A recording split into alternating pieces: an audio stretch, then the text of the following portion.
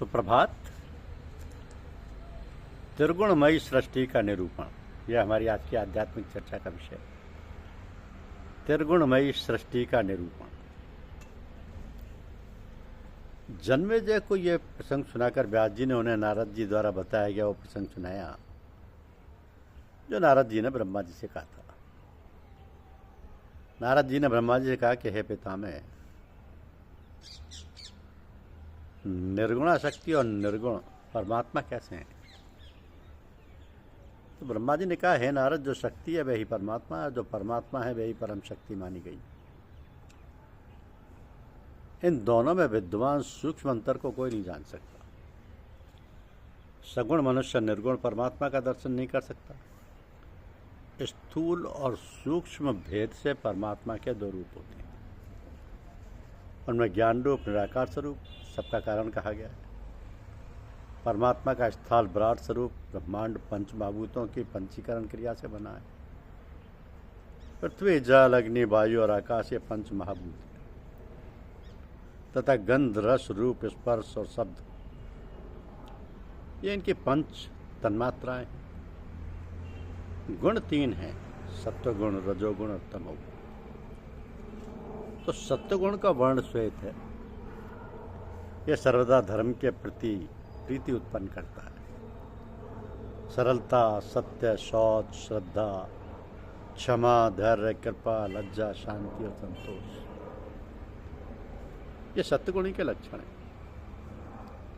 रजोगुण रक्त वर्ण वाला कहा गया।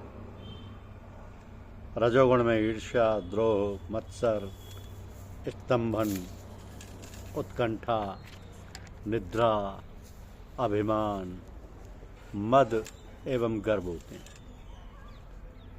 तो तमोगुण का वर्ण कृष्ण होता है। यह मोह और विषाद उत्पन्न करता है। आलस्य, अज्ञान, निद्रा, दीनता, भय, विवाद, कायरता, कुटिलता, क्रोध, विषमता, नास्तिकता और परदोष दर्शन ये तमोगुणी के लक्षण हैं।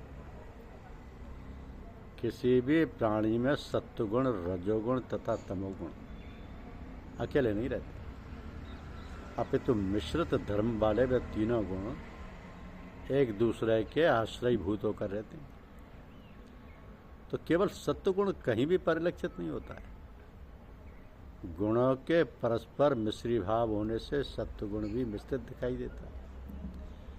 यदि तीनों गुण परस्पर मिश्रित ना होते तो उनके स्वभाव में एक ही प्रवृत्ति रहती, किंतु तीनों गुणों में मिश्रण होने के कारण ही विभिन्नताएं दिखाई पड़ती। उदाहरण के लिए राजकीय सेना रजोगुण युक्त होती है, परंतु दुष्टों से रक्षा करने के कारण सज्जनों को वह सत्व गुण संपन्न और दुर्जनों को तमोगुणी दिखाई देती है। तो इस प्रकार ये संपूर्ण सृष्टि त्रिगुणमयी है। भगवती परमेश्वरी ही कार्य भेद से सगुणा और निर्गुणा दोनों है। वे ही इस सत और असद्रूप जगत की रचना करते हैं। समस्त देवता उनकी शक्ति से युक्त होकर अपने अपने कार्य संपादन में समर्थ होते हैं। तो ये भगवती नामोच्चारण मात्र से मनोवांछित फल देने वाली है। एम इनका बीज मंत्र। सत्यव्रत नामक एक निरक्षर तथा महामूर्ख ब्राह्मण ने इस मंत्र का बिंदु रहित अशुद्ध उच्चारण करके भी सिद्धि प्राप्त कर ली थी। उस ब्राह्मण सत्यव्रत ने किरात के बाण से घायल एक सुअर को देखकर दयावश ए कहा। उस बिंदु रहित सारस्वत बीज मंत्र के प्रभाव से उसके हृदय में समस्त विद्याएं प्रस्फुटित हो गई। व्यास जी ने जन्मेजय को भगवती का ये अत्युत्तम महात्मा सुनाते हुए कहा कि परम भक्ति पूर्वक सदैव भगवती की अर्चना करनी चाहिए। तो राजा जन्मेजय ने कहा कि हे स्वामी, मैं देव यज्ञ करूंगा। आप उस यज्ञ के विधि, मंत्र, होम द्रव्य, ब्राह्मण संख्या और दक्षिणा आदि के विषय में सम्यक रूप से बताइए। व्यास जी बोले, हे राजन, सात्विक, राजस और तामस भेद से यज्ञ 3 प्रकार के होते हैं। जिस यज्ञ में देश, काल, द्रव्य, ब्रह्मंत्र, ब्राह्मण तथा श्रद्धा सात्विक हो, वो सात्विक यज्ञ है। पांडवों के यज्ञ में द्रव्य अन्यायोपार्जित था, इसलिए राजसूय यज्ञ की पूर्णता के बाद भी पांडवों तथा द्रौपदी को नाना प्रकार के कष्ट सहने पड़े।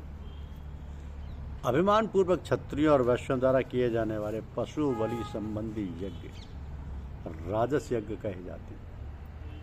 क्रोध, ईर्ष्या और क्रूरता पूर्वक राक्षसों द्वारा किए जाने वाले यज्ञ तामस यज्ञ कहे जाते हैं।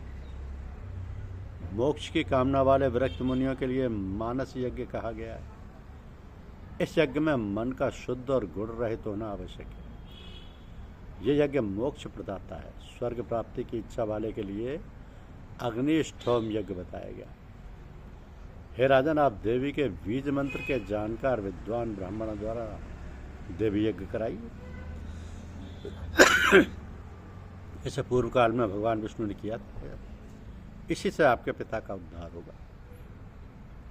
राजा जन्मेजय ने कहा, हे व्यास जी, आप मुझे भगवान विष्णु द्वारा किए गए देवी यज्ञ के विषय में बताएं। इस पर व्यास जी ने बताया कि मणिद्वीप से विमान द्वारा क्षीर सागर में आने पर त्रिदेवों ने पृथ्वी को उत्पन्न किया, परंतु उस समय तक पृथ्वी चलायमान थी।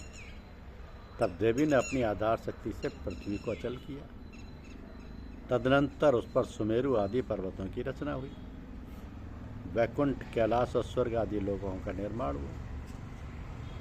ब्रह्मा जी ने मारीच आदि मानसिक पुत्रों की सृष्टि की।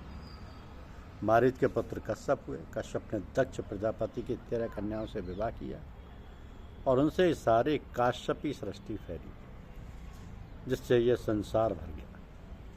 तो एक समय भगवान विष्णु को मणिद्वीप का स्मरण हुआ है, तो उन्होंने अम्बा यज्ञ करने का निर्णय लिया। बीज सहित देवी मंत्रों का जप करने लगे। प्रज्वलित अग्नि में आहुतियां दी जाने लगी। उसी समय आकाशवाणी आई हुई कि हे विष्णु, आप देवताओं में श्रेष्ठतम होंगे। जब जब पृथ्वी तल पर धर्म का ह्रास होगा, तब आप अपने अंश से अवतार लेकर धर्म की रक्षा करेंगे। व्यास जी ने देवी यज्ञ के विषय में बताकर राजा जन्मेजय से देवी महात्म्य संबंधी आख्यान सुनाया। धन्यवाद। यूट्यूब चैनल को लाइक और सब्सक्राइब अवश्य कीजिए। शुक्रिया।